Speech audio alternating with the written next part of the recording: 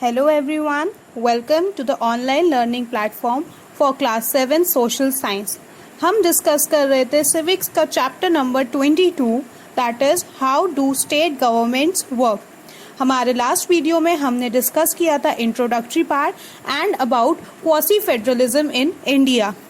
तो today we will discuss about our next topic that is state executive. State executive government का वो part है which is responsible for the daily administration of the state. इनका काम होता है laws को स्टेट में एग्जीक्यूट करवाना through various functionaries such as the governor, the chief minister and the council of ministers. Let us know about each of it in detail. First one is the governor. State की जो executive powers होती हैं that is formally vested in the governor. वो सिर्फ एक nominal head होते हैं state के.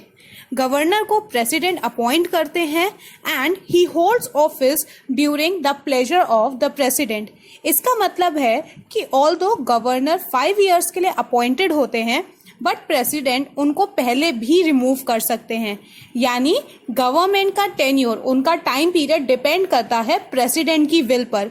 वो चाहें तो उन्हें 5 ईयर्स से पहले रिमूव भी कर सकते हैं या फिर उनका टाइम पीरियड एक्सटेंड भी कर सकते हैं.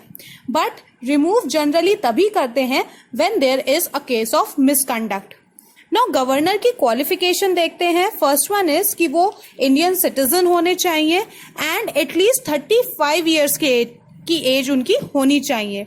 Next is that he or she must not hold any office of profit. यानी कि उनका कोई बिजनेस या ऐसा कोई वर्क नहीं होना चाहिए जहां से उनकी कोई अर्निंग हो रही हो. And he or she must not be an elected member of the parliament or state legislative assembly. And most importantly वो उस स्टेट के रेजिडेंट नहीं होने चाहिए जिसके वो गवर्नर हैं. फॉर एग्जाम्पल अगर वो गुजरात में रहते हैं तो वो गुजरात के गवर्नर नहीं बन सकते, बाकी किसी भी स्टेट के बन जाएंगे. Let us now see the powers and functions of the governor. So the governor has several powers. First one is executive powers. तो गवर्नर चीफ मिनिस्टर को अपॉइंट करते हैं और चीफ मिनिस्टर कौन होते हैं? वो उस पार्टी के लीडर होते हैं जो स्टेट असेंबली में मेजॉरिटी के साथ जीत जाते हैं. नेक्स्ट इज कि governor appoints the other members of the council of the ministers. अब देखते हैं कि गवर्नर की लेजिस्लेटिव पावर्स क्या होती हैं.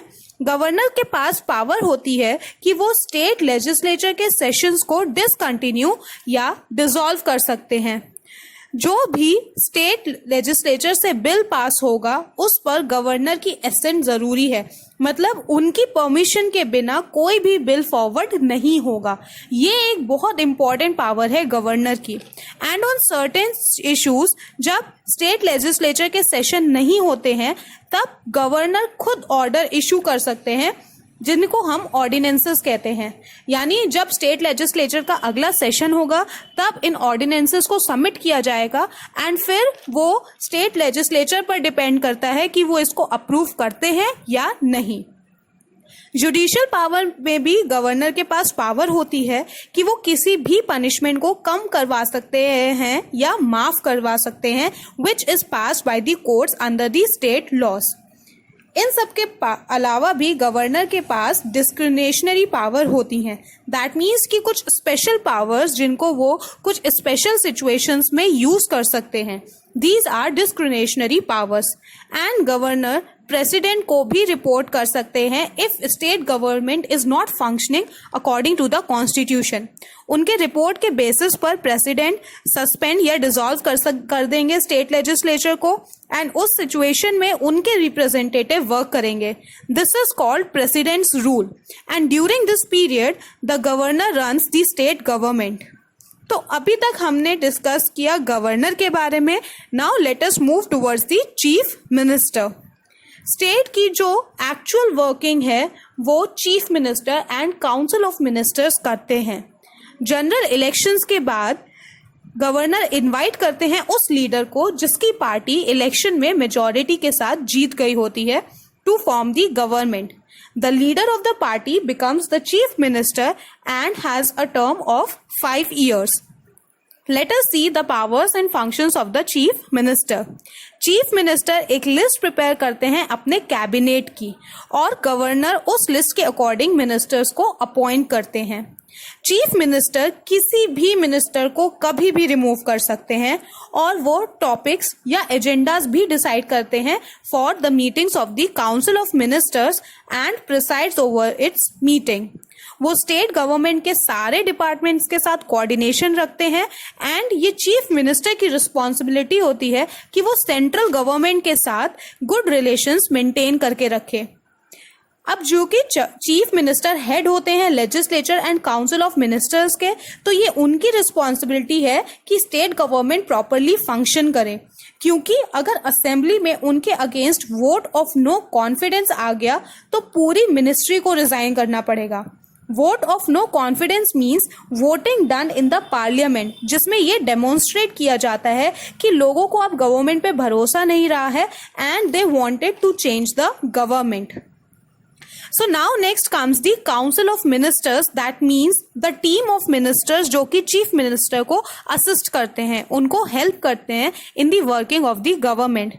इन मिनिस्टर्स के भी सर्टेन क्राइटेरिया होते हैं, जैसे its member must not be more than 15% of the total number of members of the legislative assembly. Minister legislative assembly का भी मेंबर होना चाहिए. अगर नहीं है तो अपने अपॉइंटमेंट के 6 मंथ्स के अंदर बन जाना चाहिए. And the council of minister collectively और इंडिविजुअली भी रिस्पॉन्सिबल होते हैं लेजिस्लेटिव असेंबली की वर्किंग के लिए. काउंसिल ऑफ मिनिस्टर्स की 3 कैटेगरीज होती हैं: cabinet ministers, deputy ministers and ministers of state.